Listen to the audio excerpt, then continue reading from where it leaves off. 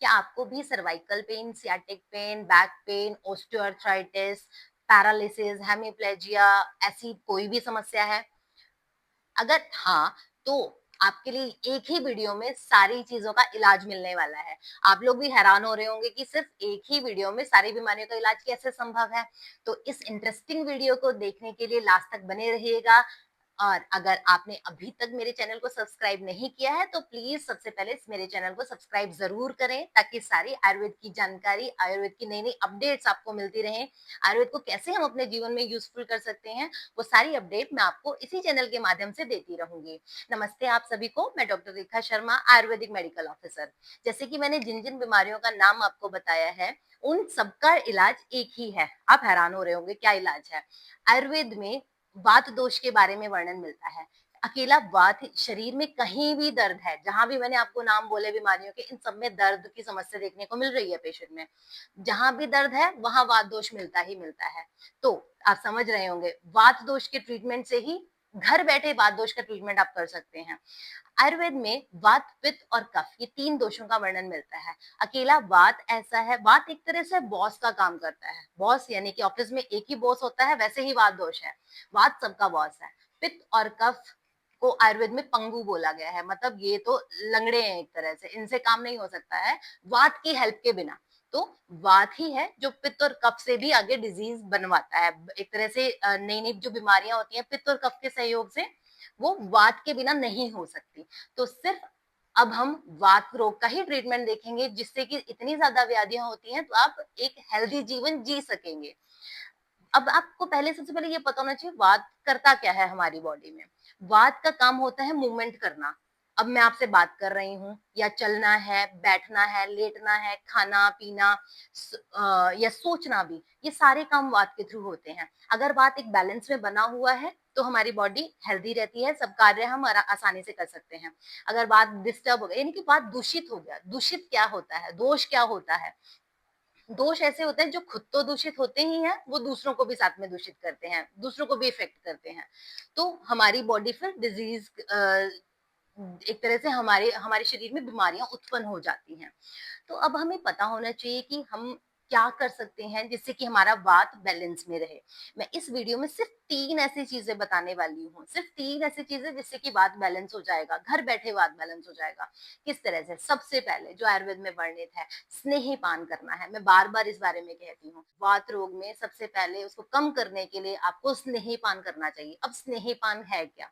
स्नेही पान यानी कि आपको घी का पान करना है। आइदर घी, आपको जीरो कुकिंग ऑयल डाइट पे मत जाइए। सबसे बड़ी बात, अपने शरीर में घी का सेवन, तेल का सेवन, इन चीजों का आपको प्रयोग करना है, क्योंकि वात से शरीर में रूखापन बढ़ जाता है।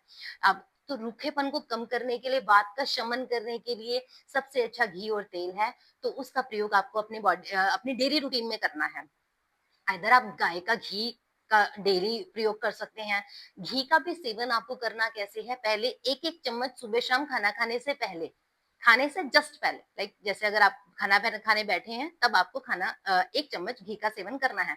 इसी तरह से आप तिल का तेल यूज कर सकते हैं। सब्जी में आप तिल का तेल, अलसी के बीज की चटनी बनाकर आप प्रयोग कर सकते हैं। मूंगफली का तेल, कोई भी तेल आप यूज करना शुरू करिए, लेकिन आपको यूज करना है। आयुर्वेद में सबसे अच्छा वात का शमन करने का तरीका तेल के थ्रू ही है। तेल ही है जो अकेला वात का शमन कर सकता है। तेल में भी सबसे श्रेष्ठ जो है वो, यानी कि सबसे बेस्ट जो है वो तिल के तेल को बताया गया है। ये बात थी सिर्फ अंदर से लेने की, इंटरनली ऑरल इनटेक आपको लेना है। दूसरी चीज, स्नेह में ही, स्नेहन करने में ही आपको अभ्यंग करना है। अभ्यंग मतलब क्या होता है, आपको बॉडी मसाज करनी है डेली बेसिस पे। हमारे जो बुजुर्ग हैं वो पहले बताते थे, वो लोग डेली बेसिस पे बॉडी की मालिश करते थे किसी ना किसी तेल से। अब हमारी ये दिनचर्या ऐसी हो गई है, इतना बिजी शेड्यूल होने की वजह से हमने इन चीजों को छोड़ ही दिया है, जिस वजह से हमें इतने ज्यादा वातिक विकार होने लगे हैं, इतने ज्यादा पेन्स बॉडी में हो गए हैं। इसलिए एक छोटी सी चीज है अभ्यंग। अभ्यंग यानी कि बॉडी मसाज आपको करनी है। आयुर्वेद में बोला गया है अभ्यंगम आचरित नित्यम, यानी कि डेली बॉडी मसाज करनी चाहिए। उसमें भी ऐसा नहीं है, अगर कई बार आपको, आपके पास टाइम नहीं है, स्टिल आपको अपने सर पर तेल लगाना चाहिए, और कानों की तेल की मालिश होनी चाहिए। कानों में तेल आप अपने फिंगर के थ्रू लगा सकते हैं, इसे हम कर्णपूरण भी कहते हैं, जो एक बहुत अच्छा ट्रीटमेंट है बहुत सी बीमारियों में। और आइदर आप घी की फिंगर के थ्रू आप नेजल में भी डाल सकते हो, नस्य भी कर सकते हो आप नाक में 2-2 बूंद करके, आइदर गाय का घी डालिए या कोई भी आप medicated oil, Ayurvedic medicated oil का आप प्रयोग कर सकते हैं। तो ये और पैरों के तलवों पे भी मसाज करिए। अगर आपके पास पूरी बॉडी मसाज करने का टाइम नहीं है, तो आप इन छोटे-छोटे हैक्स को प्रयोग करिए। छोटे-छोटे एरिया में अपने बॉडी को एक तरह से नरिशमेंट दीजिए, रुक्षता को कम करिए ताकि हमारे शरीर के अंदर जो वात बढ़ चुका है उसका हम शमन कर सके, वात को हम कम कर सके बॉडी में। ये हमारा पहला पॉइंट था स्नेहन करना का। दूसरा हमारा पॉइंट आएगा इसमें स्वेदन। स्वेदन मतलब होता है आपको अपनी बॉडी की सिकाई करनी है। सिकाई आप किसी भी तरह से कर सकते हो, आइदर आप नहाते हुए गर्म पानी से अपनी बॉडी का सिकाई कर सकते हो। एक चीज और ध्यान रखिएगा, कभी भी गर्म पानी को अपने सर पर नहीं डालना है, इससे हमारे बाल के साथ साथ हमारी आईज भी बहुत ज्यादा इफेक्ट होती हैं, तो ये नहीं करना है। तो इसलिए गर्म पानी से अपनी बॉडी की सिकाई करिए। दूसरा, आप धूप में भी बैठ सकते हैं, और या इधर आप हीटिंग पैड्स जो आते हैं उनसे भी अपनी बॉडी की सिकाई कर सकते हैं। ये एक बहुत छोटी सी चीज है लेकिन बहुत ज्यादा इंपॉर्टेंट है वातिक रोगों में। जो तीसरी जो सबसे इम्पोर्टेंट चीज है, वो जो वात के पेशेंट होते हैं, जो भी ये डिजीज मैंने नाम बताया, उनमें क्या होता है, ज्यादातर विषम अग्नि होती है। विषम अग्नि मतलब क्या है, कभी बहुत अच्छी भूख लग रही है, कभी भूख नहीं लग रही है। तो इसमें इस वजह से आपको अपने किचन में ही कुछ ऐसी चीजें रखनी पड़ेंगी जिससे कि आपका वात दूषित ना हो, वात डिसबैलेंस ना हो, यानी कि आपके अंदर वातिक रोग ना हो।